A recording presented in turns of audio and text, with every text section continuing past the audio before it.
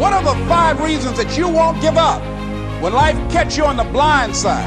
When the messenger of misery visits you, what are you going to do? What will keep you in the game when life knocks you to the canvas? Life's going to punch you right in the face. Life's going to fire you over and over again. You're going to be told you're not good enough. Your faith is going to be tested. Your family's going to look you in the eye and say, how do we get health insurance the next month? I don't know, but I know we're going to make it. You know who's going to bail you out? You know who's going to come and rescue you? You know who's going to come and save the day? No one. No one's going to come and do it for you. You're going to have to do it all yourself. See, the Buster Douglas that fought in the last fight was not the Buster Douglas that fought Mike Tyson. See, the Buster Douglas that got knocked down while fighting Mike Tyson had gotten out of an alcohol recovery center. His mother had died. His wife was ill with a terminal illness. He was considered a nothing, a bum. So when he got knocked down, Buster Douglas had a reason to get back up because he said, I'm dedicating this fight to the memory of my mama. Life is hard, man. That's what it's about. Life is a challenge. If you don't work as hard as you can, if you don't sacrifice everything, if you don't get rejected and keep coming back for more, if you don't get your loyalty tested and your faith tested, you don't love that thing if you bail out. So if you fought through all that, that's love. So you gotta have some reasons that when life knocks you down, and it's going to. It's going to knock you down. When people disappoint you, and that's going to happen. When they betray you, and that's going to happen. When they lie to you, and that's going to happen. When they say, oh, you can count on me, and they won't show up, and that's going to happen. When you want to throw in the towel and give up yourself, and that's going to happen. When life collapses on you and catch you on the blind side, what reason can you remember that you can call on, that you can reach on, that can make you get back up? Find that reason. Because life had knocked me down. I said, life, I'm doing this because I want to make my mama proud of me. I'm doing this because I want my children to have a better life than what I had. I'm doing this because all my life I've been told I'd be a loser, that I wouldn't make it. I'm doing this to make them a lie. I believe, like Frank Sinatra, he said, the best revenge in life is massive success. I'm doing this so I can become massively successful. And with that kind of courage, with that kind of affirmation and reason to empower me, I got a saying that when life knocks you down, try and land on your back, because if you can look up, you can get up.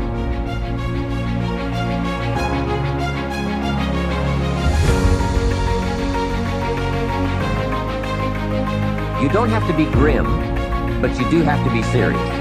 Hey, everybody hopes things will get better, but remember, the future does not get better by hope. It gets better by plan.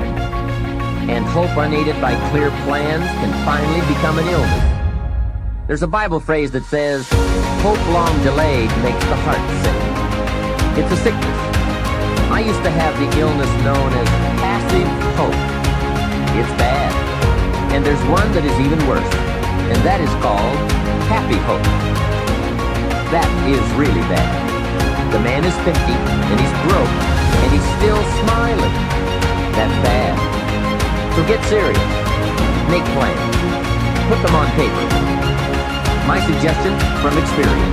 There's a phrase from the Bible that goes, without dreams and vision, we perish. How true.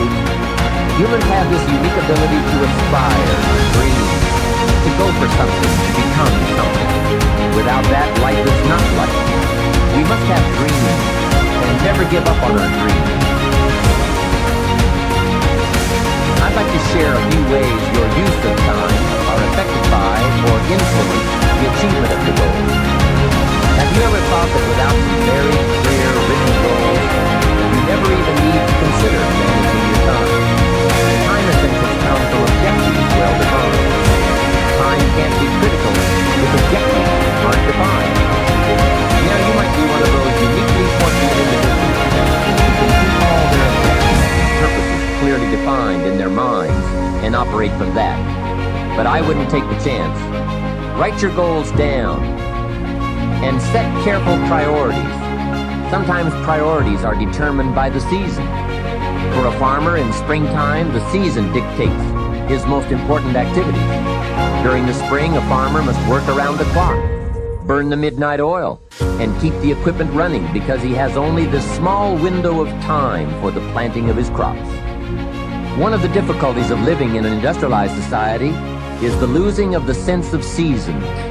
When to pour it on, when to ease back, when to take advantage. It's easy to keep going from 9 to 5, year in and year out, and lose a natural sense of priorities and appropriate time. Don't let one year just blend into the next. Keep an eye on your own seasons, lest you lose track of values and substance. Part of setting priorities is learning to separate major activities from minor activities. This is a whole skill in itself, but once you have learned it, it will pay dividends you won't believe. So learn to put everything on your mental scales to be carefully weighed before you spend time or money. Of your sanity is socially distributed. And what I mean by that is, well, let's say that you know how to behave. You're well socialized. You can play with others. Now, I said already in this conversation, if you didn't learn to play with others between the time you were 2 and 4, you will never learn. And psychologists have beat their heads against the wall trying to rehabilitate antisocial children. They can't do it after the age of 4. Is it because areas of the brain just don't develop? Well, it seems to be partly because the kids fall farther and farther behind. So let's say you make the leap from egocentric dependence on your mother at 2 and 3 to immersion in a peer group. Well, then you pick peers that are up to the same developmental level, and you chase each other up the developmental ladder. And the longer you're out of that, the farther you fall behind. And so, you know, kids, 5-year-old kids might come across another 5-year-old kid who tends to cry too much if they don't get their way. And they'll say, we don't want to play with the baby. And what they're saying is, we have to find someone who's at our developmental level, shares our developmental horizon, so that we can mutually scaffold our further development. Now, they're not going to say that, obviously, but that's the situation. And kids test each other out when they first meet, so do adults. Game. Can you play? Are you playing at the same level as me? I'm playing my game at the level that will further my development. Can you play along with me? If not, well, maybe you're lower in status and I can pull you up as a mentor. Maybe you're higher in status and I can learn from you. But if you're a peer, we can play together. Anyways, if you're acceptable to your peers and you behave well, they'll accept you. And then they tell you all the time if you're acting appropriately. You know, if your jokes are funny, if you're dominating the conversation, if you're bringing something of value to the table.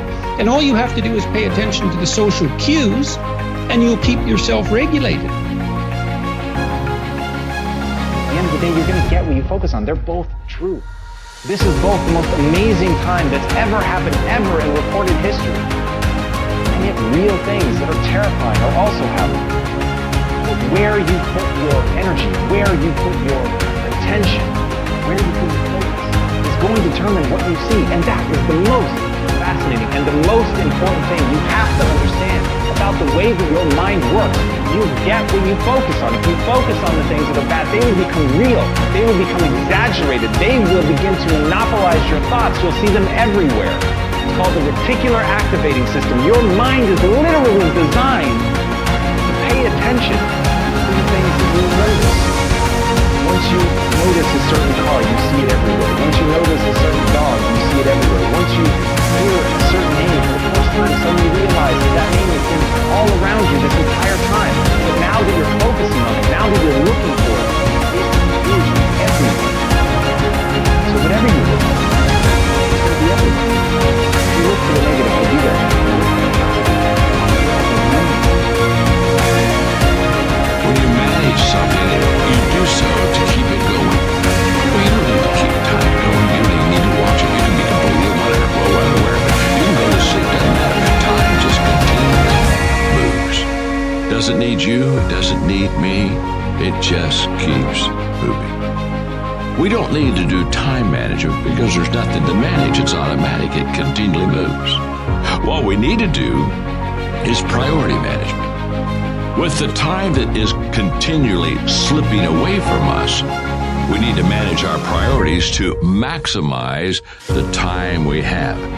So don't manage your time, maximize your time. How? By doing the things that are the most important to do at that moment. Make every day your masterpiece.